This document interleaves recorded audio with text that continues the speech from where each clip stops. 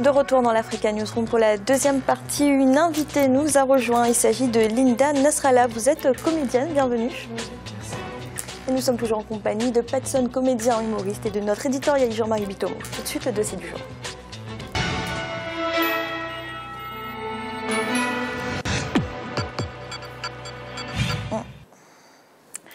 Le stand-up est un spectacle comique au cours duquel l'humoriste s'adresse au public de manière informelle, un genre très populaire aux États-Unis qui s'est désormais imposé dans d'autres pays. C'est le cas notamment en Côte d'Ivoire où le stand-up a permis de relancer la comédie. Un reportage de notre correspondant Olivier Conin. Le théâtre ivoirien en perte de vitesse. Depuis la fin des années 1990, l'art dramatique a du mal à s'exprimer sur les planches. Le Festival national de théâtre scolaire, qui consacrait les jeunes acteurs talentueux, a été supprimé. Les grandes troupes comme Le Soleil de Cocody ou Le Cotéba ont quitté la scène et avec eux les acteurs qui ont marqué leur temps. Entre la retraite pour les uns et les décès pour les autres, le paysage artistique s'est dépeuplé. Les acteurs qui subsistent ont viré au cinéma et surtout à l'humour pour pouvoir vivre de leur art. Le stand-up de comédiens est en effet la seule éclaircie dans le champ du théâtre ivoirien. Pourquoi le théâtre ivoirien ne fait plus recette? Quelles sont les difficultés des comédiens? Qu'est-ce qui explique le succès de l'humour auprès du public? Pour les acteurs du théâtre ivoirien, l'art dramatique souffre de l'absence de salles de spectacle et le manque de volonté de l'État pour soutenir les arts dans leur ensemble. Les comédiens ont recours au stand-up pour faire rire le public et gagner décemment leur vie. Cependant, beaucoup font preuve de légèreté selon certains observateurs. Ce sont des jeunes qui ne savent pas ce que c'est que l'humour, ils ne savent pas ce que c'est que le stand-up, ils ne savent pas ce que c'est qu'un sketch. Ils n'ont pas cette dynamique d'écriture. Parce qu'avant de pouvoir être sur scène, il faut d'abord l'écriture. Ils n'écrivent pas, ils ne travaillent pas la mise en scène. Et puis, c'est des ramassis de, je peux dire, des vannes qu'ils racontent, et surtout avec des grossièretés que les Ivoiriens aiment bien. Si vous vous rendez compte, ils ont tous les mêmes blagues, ils ont tous le même contenu, à part quelques-uns, je dirais, comme Adama Daiko, qui travaille sur l'actualité, les faits de société, qui se cultivent, et aller jusqu'à éditer un livre sur le stand-up ou alors sur la comédie. Adama Daiko est justement l'un des précurseurs du stand-up en Côte d'Ivoire. Formé par Sidjiri Bakaba, l'un des monstres sacrés du cinéma et du théâtre, Adama Daiko a créé le Festival international du rire d'Abidjan au début des années 2000. Détenteur de nombreux trophées, cet acteur multidimensionnel est également écrivain. Candidat à l'élection présidentielle de 2010, son incursion dans la politique ne l'a pas détourné de sa véritable passion. Je suis un comédien de théâtre pour le théâtre. Et je suis venu à l'humour au moment où l'humour n'était pas connu comme un métier. Et nous sommes venus pour révolutionner l'humour, pour en faire un métier, pour que des personnes puissent en vivre. Et aujourd'hui, beaucoup de jeunes font de l'humour parce qu'ils ont comme repère, pour certains, Adama Daiko. Et là, ce n'est pas la facilité, mais c'est la simplicité. Mais il faut se remettre au travail, se remettre en cause. Et nous sommes des artistes, des humoristes qui font partie de ceux qui ont compris qu'il faut prendre le temps d'écrire, le temps d'élaborer avant de venir proposer les textes au public. Donc pour ceux qui me suivent souvent dans mes spectacles, comprendront que je m'inspire de l'actualité et ça demande de l'écriture. Pour la majorité des comédiens ivoiriens, il est difficile de vivre de son art. Les artistes ont d'autres sources de revenus comme la chanson. Exercer un autre métier n'est qu'un palliatif pour pouvoir rester dans le monde du théâtre. À Noumambo, un village de la commune de Makori, Ricouché, un comédien révélé au début des années 2000 dans l'émission de télévision Dimanche Passion de Barthélemy Nabo, est directeur d'école. Un métier d'éducateur qui lui permet de vivre décemment. La comédie à part, l'enseignement à part. Quand je suis au théâtre, c'est le théâtre. Quand je suis à l'école ici, comment on appelle, c'est l'école. Sans le théâtre, je ne peux rien, parce que moi, c'est vrai. Ou tu fais ou tu ne fais pas. Moi, j'ai fait le théâtre. L'avenir, moi, c'est que l'avenir est radieux. Ça, il n'y a rien à faire. Parce que je crois en ce que je fais. Même si aujourd'hui, on ne peut pas me donner un cachet de 2 millions, 3 millions, bon, les 150 000, les 100 000, les 60 000, je gagne. Bon, je peux dire, c'est petit, mais Dieu sait ce qu'il fait. Les comédiens adeptes du stand-up n'ont pas de difficulté à se produire parce que les cabarets, bars et autres espaces de loisirs et divertissement existent en grand nombre. Il n'y a pas besoin de dispositions particulières pour monter sur scène. Cela n'est pas le cas pour les pièces de théâtre qui nécessitent une logistique et des moyens financiers plus conséquents. Le théâtre aujourd'hui, s'il existe, il piétine. Ça coûte cher pour créer un spectacle. Et puis, deuxième chose, quand vous avez fini de monter le spectacle, il n'y a pas d'endroit où jouer. Dès lors que le Centre culturel français est en réflexion, enfin, l'Institut français en réflexion, le palais de la culture en réflexion, il y a plus de salles. Même quand, si ces deux salles étaient en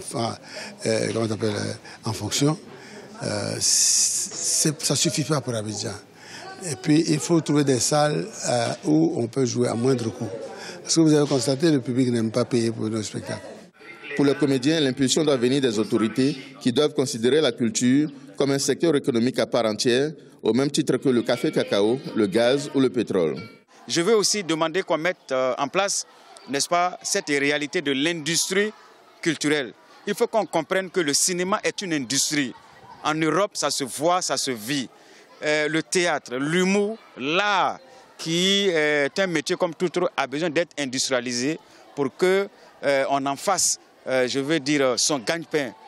Au-delà de l'infrastructure culturelle à mettre en place, les acteurs de la scène théâtrale doivent également s'unir pour mutualiser leurs moyens, gage de succès. Le préalable, c'est la formation des stars du stand-up ivoirien. Comme en toute discipline, il y a d'abord l'apprentissage, il y a l'écriture, il y a la formation, il y a l'audace.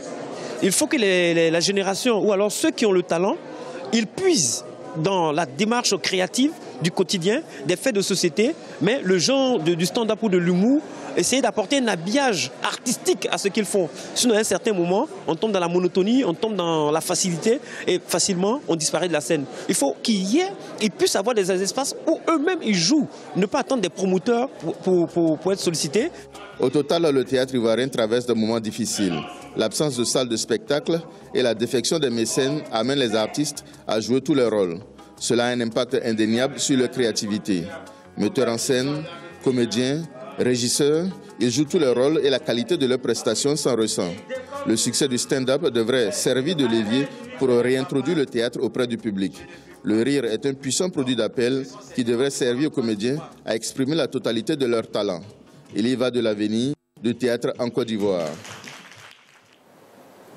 Patson, le stand-up, vous connaissez bien. Donnez-nous une définition, votre définition du stand-up. Ben, le stand-up, c'est aussi du théâtre. Hein. Quand on me parle du théâtre, c'est l'écriture, c'est les mêmes techniques. Seulement que le stand-up, c'est faire les vannes, il faut les faire rapidement, faire rire tout de suite, toucher les gens à un instant bien donné. Quand on monte sur scène, on fait rire tout de suite. On n'attend pas, on ne réfléchit pas pour faire rire.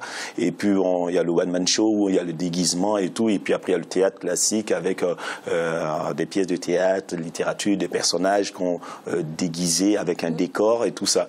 Mais le stand-up, on a aussi des décors, mais on a un micro, une bouteille d'eau, une serviette, on peut jouer partout plus rapidement.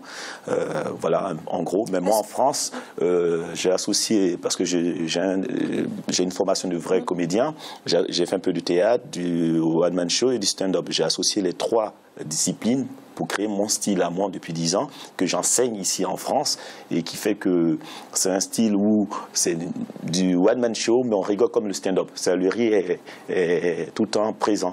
Pourquoi? Parce que c'est dans l'écriture. Il ne faut pas que ça soit des paragraphes qui font rire, il faut que chaque mot se fasse rire, et la manière d'apporter le mot fait rire aussi. Voilà. Est-ce que vous comprenez que les comédiens qu'on entend dans le reportage disent que finalement les gens sont plus attirés vers ce style, vers le stand-up, que vers les autres types de comédie maintenant? C'est dommage parce que le one-man show est très efficace quand c'est bien écrit. La pièce de théâtre, on rigole beaucoup quand c'est bien posé. C'est vrai que le stand-up, les gens trouvent qu'une facilité. Et tout le monde veut faire du stand-up. Mais le stand-up, c'est très dur. Faire rire quelqu'un, à travailler, à improviser, à toucher tout de suite, c'est très dur. Après, si les gens utilisent des mots que la rue ou le public connaît déjà, ils vont rigoler. Mais combien de temps? Pendant 10 ans, faire ça, non. C'est comme le monsieur disait, c'est dans la technique d'écriture. Il faut écrire, il faut toucher tout le monde. Il ne faut pas toucher que des Ivoiriens, il faut toucher aussi toute l'Afrique, il faut toucher des Européens, il faut toucher tout le monde. Il faut pouvoir sortir de l'Afrique pour jouer à l'extérieur. C'est ça le plus dur. Ce n'est pas de faire rire que les Ivoiriens. Les vannes qu'on sort pour faire rire que des Ivoiriens, on se connaît, on va au marché, on va dans un bistrot, on va à un mariage, on rigole. Mais après, si on veut professionnaliser, on veut vivre longtemps, il faut toucher aussi le Camerounais, le Congolais, un peu tout le monde. Comme faisait Jean-Michel Cancan, il touchait toute l'Afrique. Et après, aller vers l'Europe, toucher les Européens, toucher d'autres personnes. Il ne faut pas que les gens qui rigolent sont des personnes qui connaissent que ton code. Parce que les autres, ils sont exclus. Et ça, c'est une technique pour aujourd'hui, mais ça ne sera pas pour demain. Et un artiste doit pouvoir jouer partout. Moi, la chance que j'ai joué aux Antilles, j'ai joué dans le Maghreb, j'ai joué en Afrique noire, j'ai joué en Côte d'Ivoire. Souvent, les gens me posent la question, c'est drôle, parce qu'ils disent « Oui, mais toi, tu fais rire qu'en France. Tu ne peux pas nous faire rire, nous les Ivoiriens. Je suis Ivoirien, j'ai des vannes qui font tomber les Ivoiriens. Souvent on me dit, ouais, mais notre riz ici à Abidjan, c'est pas ton riz de France. Mais ça me fait marrer parce que moi, j'ai une formation de comédien. C'est pas parce que tu fais rire dans un marché à Abidjan que tu es comédien. Sinon, tout le monde devient comédien. Et ça, pour toucher tous les publics et tous les pays. C'est une technique d'écriture. C'est une technique d'écriture. Il faut savoir, il faut aller vers les gens. Moi, j'ai beaucoup voyagé. J'ai eu la chance de voyager, de côtoyer des Arabes, de savoir qu'est-ce qui les fait rire, de côtoyer des gens. Je passe beaucoup de temps à voir les autres, des Indiens, des Chinois. Je passe mon temps à écouter les femmes quand elles parlent. Il faut se mûrir de tout ce qui est autour de soi. Et il ne faut pas rester toujours, parce que souvent, c'est dommage, il y a des comédiens, ils entendent une blague dans la rue, ils rapportent cette blague sur scène. C'est pas une création. Le stand-up, il faut créer, il faut toucher, il faut avoir des gimmicks. C'est l'avis du promoteur culturel qu'on entend dans le reportage qui dit qu'il y a certains qui sont mal préparés finalement, qui ont un défaut d'écriture. Parce que souvent en Afrique, il y a des talents, mais il y a l'école, il y a la formation. Comme tout, on ne peut pas s'improviser boulanger ou boucher parce qu'on cherche du travail, bon, on devient boucher ou boulanger. Mais après, on voit la qualité du pain ou la qualité de la viande qu'on sert aux autres. Et un comédien, aujourd'hui, tout le monde veut être comédien parce qu'il pense qu'on gagne facilement sa vie. Non, il faut arrêter. Il y a une formation, il faut les accompagner. Et c'est dommage parce qu'il y a des gens qui ont du talent, mais ils ne peuvent pas être comédiens sur 10 ans. Ils peuvent faire marier 1 an. Et ils tombent. Pourquoi? Parce qu'ils n'ont pas d'autres réserves derrière. Et en France, ça existe. Il y a des comédiens, on les voit 1 an, 2 ans et c'est fini. Ils ne veulent pas aller à l'école. Pour dire que ça y est en eux, ils font rire. Non. Il faut aller à l'école, il y a des techniques, il y a des... Comment se tenir sur scène, quand on prend une bouteille d'eau, avant de boire la bouteille d'eau. Pourquoi? Moi, quand je prends une bouteille d'eau, avant de boire, les gens rigolent. Pourquoi? Parce qu'il y a une technique, il y a un truc. Et quand vous regardez Louis de Funès ou bien Gabin et tout ça, c'est des gens qui travaillaient. On ne dit pas, je suis né comédien, je vais mourir comédien. C'est un travail. Et en Afrique, il y a beaucoup de talent, mais une fois encore, il y a certains qui ne veulent pas apprendre. Et souvent aussi, il n'y a pas les structures pour ces personnes. Et puis tout le monde veut jouer dans une grande salle au départ. Moi, j'ai fait des petites salles, 2, 3, 4, 5, et puis on remonte. Mais les gens sont pressés aujourd'hui, et ça ne va pas. Alors justement, on parle de formation. Linda, vous êtes une jeune comédienne. Qu'est-ce qui vous a amené à l'humour? En fait, c'est le théâtre au début. J'en faisais avec l'école et tout. Je n'étais pas du tout humoriste, c'était des pièces de Molière et tout. Ensuite, j'ai fait mon casting avec Patson, et c'est vraiment Patson qui m'a fait aimer l'humour, qui m'a fait découvrir et tout. Donc c'est Patson. Et vous êtes d'accord quand il parle de tout ce travail d'écriture qu'il y a quand même derrière l'humour? Ah oui, sans travail, il n'y a rien.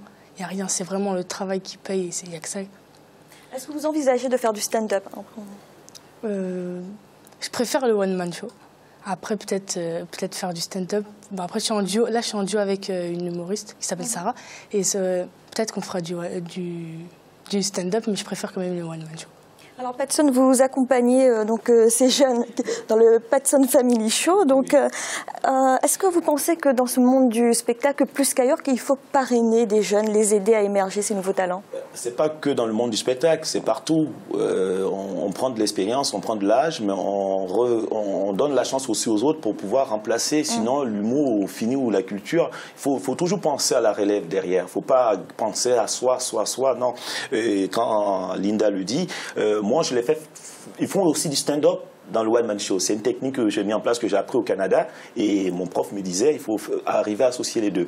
Et aujourd'hui, pour moi, Linda, pour qu'elle puisse monter sur scène, elle a passé 2 ans à l'école avec moi. Mes élèves passent 2 ans. Après les 2 ans, ils ont des étapes à franchir. C'est maintenant, ne serait-ce qu'au mois de juillet, ils ont rodé pendant 40 dates au Splendide leur spectacle. Après les 40 dates, ils font mes premières parties. Après mes premières parties, ils jouent 1 fois par semaine, les vendredis, au théâtre du gymnase.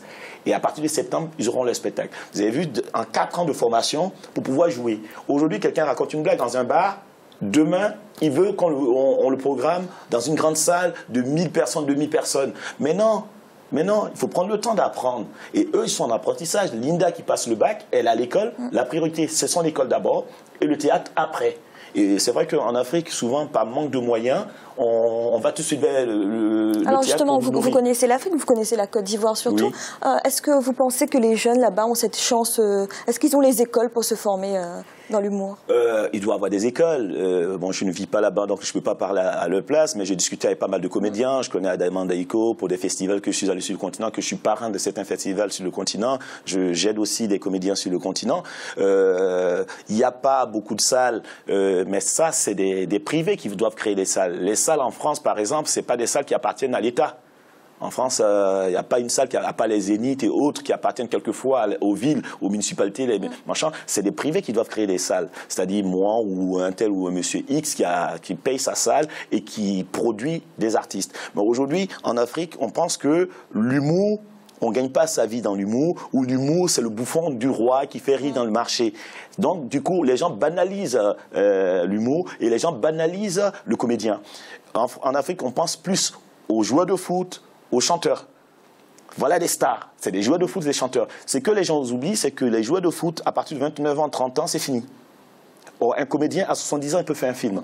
Je prends l'exemple de Omar Sy. Omar Sy, ça fait plus de 17 ans. 17 ans après, il fait un film, un carton. Jamel Debbouze, pareil. Gad Elmaleh. Donc, il y a des gens, à 70 ans, ils font un film, ils sont riches à vie. On peut gagner sa vie. Il faut que les Africains respectent les comédiens. Et souvent, les comédiens ne sont pas encouragés. C'est-à-dire, comme le monsieur parlait des cachets, quand c'est un comédien noir africain qui joue, on lui donne un cachet dérisoire. Quand c'est un Européen qu'on fait venir, on lui donne plus. Moi, j'ai eu ces genres de problèmes au départ. Et à un moment, j'ai banni ça. Quand je suis africain, je suis noir, tu m'invites, tu me payes au même prix ou beaucoup plus cher parce que j'ai une valeur marchande, comme un joueur de foot quand on fait des transferts. Mais les Africains ne respectent pas leur humour. Ils ne respectent pas leurs comédiens. Souvent, les comédiens meurent sans rien et c'est dommage. Mais sinon, les structures, les salles de théâtre et autres, il faut que des privés se collent. Il faut que les privés mettent les moyens. Mais pour que les privés investissent sur un comédien, il faut que le comédien prouve. Il faut qu'il retrouve en retour, eux aussi gagnent quelque chose. Merci. Et tout de suite, un rappel des titres qui ont été développés en début d'émission au Burundi. Les manifestations se poursuivent, les protestataires s'opposent toujours à une candidature du président Pierre Nkurunziza, un 3e mandat, une contestation inédite dans le pays 10 ans après la fin de la guerre civile. Et le président soudanais Omar el-Béchir a été réélu lundi pour 5 ans avec 94,5% des voix. Une victoire largement prévisible à l'issue d'un scrutin boycotté par l'opposition. Pour autant, les défis sont nombreux pour le chef de l'État. Linda Nasrallah, merci d'avoir été avec nous. Je rappelle que vous êtes actuellement à l'affiche dans le Patson Family Show, donc qui se joue au Théâtre du Gymnase à Paris. Nous allons marquer une nouvelle pause en instant, la 3e partie de l'Africa News Room.